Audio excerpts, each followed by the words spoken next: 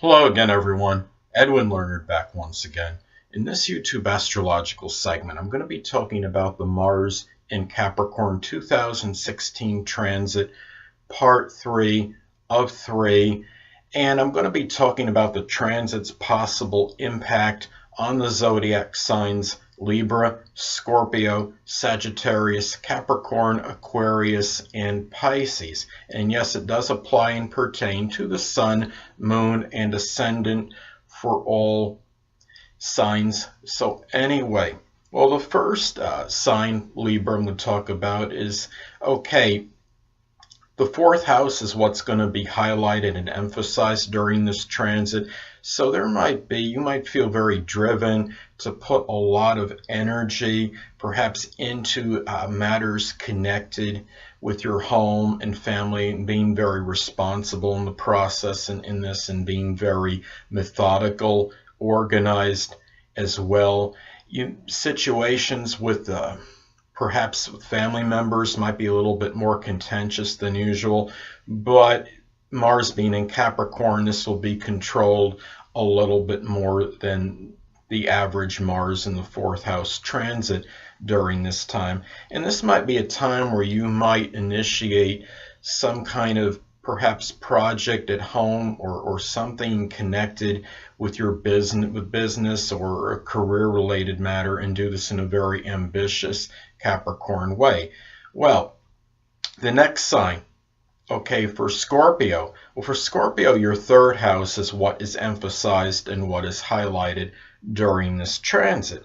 And this could be a time for Scorpio where you could be a lot more outspoken in your communications than you generally are during this transit than usual. Mars being in Capricorn will make this a little bit more disciplined though, and the anger, the outspokenness will be a little bit more controlled. You might put things in a straightforward and direct manner, but put forth in a rather constructive way as well. Mars is also about mechanical ability, and the third house is connected with transportation, so perhaps you might be doing some work perhaps on automobiles or on your car during this time. And anyway, as far as this transit for Scorpio goes, you might really, during this time, you might also have a lot of physical and mental energy, but being in Capricorn control though. Now, for Sagittarius, well, for Sagittarius, your second house is what's emphasized and highlighted during this transit. For Sagittarius, this could indicate perhaps more impetuous and impulsive spending than usual. Capricorn will keep the spending more disciplined though. But with Mars being in transit, emphasizing the second house right now for Sagittarius, well, or I should say for this transit will emphasize the second house for Sagittarius, this could be a time where you might have some disputes with others, perhaps over possessions during this time. It could be some business related items. Also, during this transit is that there might be a lot of energy where you might be working very hard to increase self-esteem and your self-worth during this time. And this could be done in a very Capricorn, deliberate and methodical manner. Now for Capricorn, well, your first house is what's emphasized and what's highlighted during this transit. And this could be a period of much increased vitality, stamina, and energy during this time.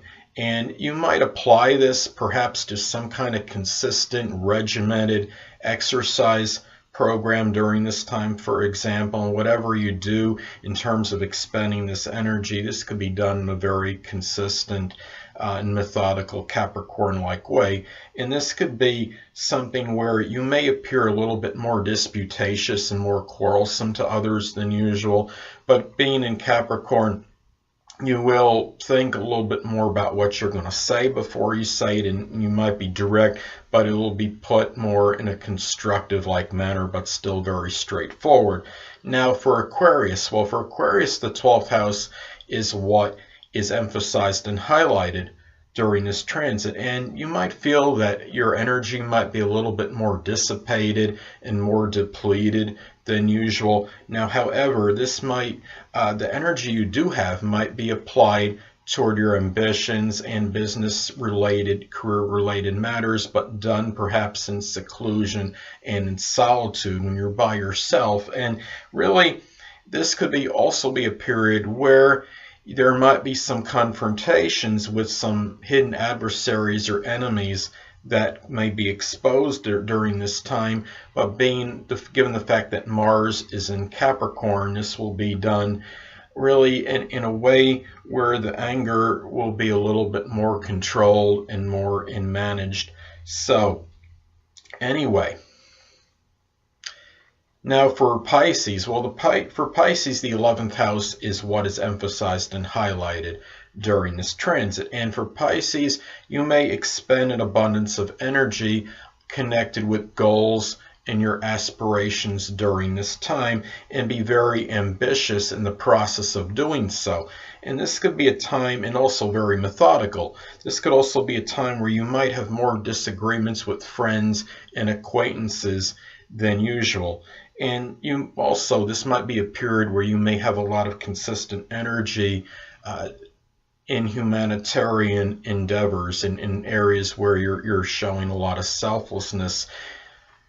And that's generally no problem for Pisces, because Pisces is really a lot about self-sacrifice, and Pisces is also very charitable, generally speaking, as well. Well, anyway, people, that'll conclude this YouTube astrological segment for the Mars in Capricorn transit for 2016, part 3 of 3. And stay tuned next time, where I will be continuing my series on the North Node in transit.